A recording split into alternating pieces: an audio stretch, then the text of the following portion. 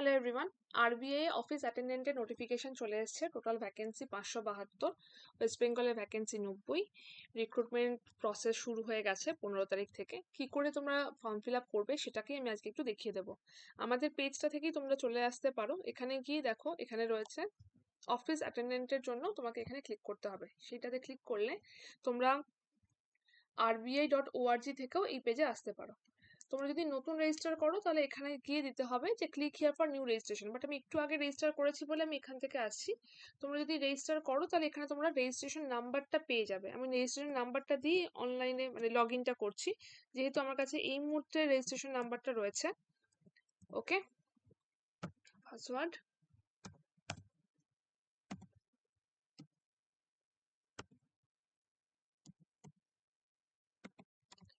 এবং এখানে যে ছবিটা রয়েছে সেই ছবিটাকে এখানে দিয়ে দেবে। যে ছবিটা এখানে রয়েছে, দেওয়ার পর সাবমিট করবে। সাবমিট করলে তোমার এই পেজটা ওপেন হবে। ঠিক আছে, এই পেজটা হচ্ছে ফার্স্ট। যদি যদি তোমরা করো যে click here for new registration, তাহলে এই পেজটাই থাকবে। এখানে কি তোমার জিনিসপত্রগুলো ইনফরমেশন দিয়ে নেক্সট করবে। আমি ফর্ম ফিল আপটা করেছি তাই এগুলো দেখাচ্ছে। এই জায়গাতে তোমাকে তোমার ছবিটা দিতে হবে। এখানে গিয়ে তোমার ছবির সাইজ থাকতে হবে 20 থেকে 50-এর মধ্যে। তো ছবিটা দিয়ে আপলোড করবে। তারপর এইটা যেটা রয়েছে সেটাকে স্ক্যান করবে। স্ক্যান করলে তোমার ফোনের মধ্যে একটা ক্যামেরা ওপেন হবে, সেটা দিয়ে লাইভ পিকচার তুলবে। তারপর এই জায়গাতে এসে তোমার সাইন সিগনেচার সেটাকে আপলোড করবে। সিগনেচারের সাইজ কিন্তু 10 থেকে 20 কেবির মধ্যে হতে হবে। এবার নেক্সটে যাও। নেক্সটে গেলে তোমার ইনফরমেশন এখানে কিছু যেগুলো স্টার দেওয়া রয়েছে, সেই স্টারগুলোকে এখানে, যেগুলো স্টার দেওয়া রয়েছে স্টারগুলোকে এখানে কম্পালসারি ফিল আপ করতে হবে। ঠিক আছে, যেমন দেখো এখানে বলা হয়েছে যে তোমার কোয়ালিফিকেশন কি, তুমি কি গ্র্যাজুয়েট। আমি গ্র্যাজুয়েট, বাট তোমরা যেহেতু গ্র্যাজুয়েট হবে না, তাই জন্য আমি এখানে নো করছি। ঠিক আছে, তোমাদের ফর্ম ফিল আপে নো করা উচিত। আচ্ছা, তুমি কবে মাধ্যমিক পাশ করেছো বা কোথা থেকে মাধ্যমিক পাশ করেছো, এটা যদি তোমাদের প্রশ্ন হয়, তাহলে ওয়েস্ট বেঙ্গল থেকে মাধ্যমিক পাশ করেছো, তো ওয়েস্ট বেঙ্গল আমি এখানে দিলাম। বা তুমি এবার জিজ্ঞাসা করা হচ্ছে কোথাকার জন্য তুমি অ্যাপ্লাই করছো, তো সেখানে আমি কলকাতা দিলাম। সেন্টার ডেফিনেটলি আমি কলকাতা দেবো, তো এখানে আমি কলকাতাতে যাচ্ছি। এখানকারও সেন্টারও আমি কলকাতায় দেবো। সবকটা জায়গাতে আমি কলকাতায় দেবো। তোমাদের বাড়ি যেটার কাছে থাকবে তোমরা সেই জায়গাটা ফিল আপ করবে। আবার এখানে আসছি, আমি এখানেও গিয়েও কলকাতায় দিচ্ছি, কারণ আমার সবকটাতে কলকাতা হলেই সুবিধা হবে। তো আমি এই জায়গাগুলোতে কলকাতা এবং দিচ্ছি। এবং ল্যাঙ্গুয়েজ প্রফিসিয়েন্সি টেস্ট আমার বেঙ্গলি থাকতে হবে। তোমার কি ডিসেবিলিটি আছে? নো, নোতে ক্লিক করে দিলাম। বাকি যেগুলো কম্পালসারি নয় সেগুলো ফিল আপ করার দরকার নেই। ওকে, এরপরে আসছে তুমি কি এক্স সার্ভিসম্যান? না, এক্স সার্ভিসম্যান নয়, তো নো করে দিলাম। কারেন্টলি আরবিআই তে কাজ করো? নো, সেটাকেও নো করে দিলাম। আর না, তোমার এখন ডিভোর্সি বা উইডো এরকম কোনো সিচুয়েশন নেই, তো আমি নোই করে দিচ্ছি। ওকে,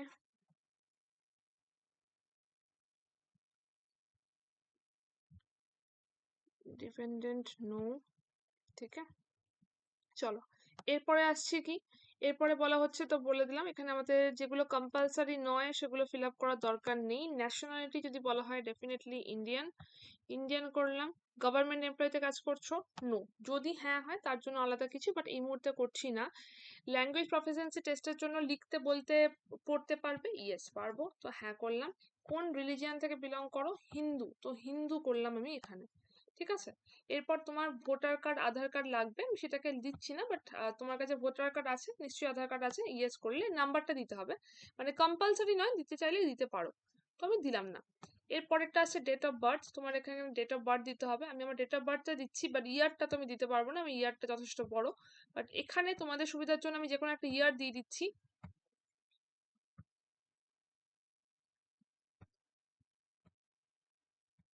ইয়ারটা এখানে খুলছে না, যাকে ফিমেল দিলাম আমি এখানে,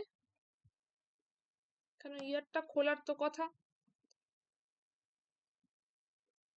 এই জায়গাটাতে ইয়ারটা এখানে হওয়ার কথা, বাট ইয়ারটা এখানে দেখাচ্ছে না। বাকি তোমার কোনো সিস্টার আছে কিনা, তুমি আনম্যারিড কিনা, তোমার বাবার নাম মার নাম সবটা এখানে দিতে হবে।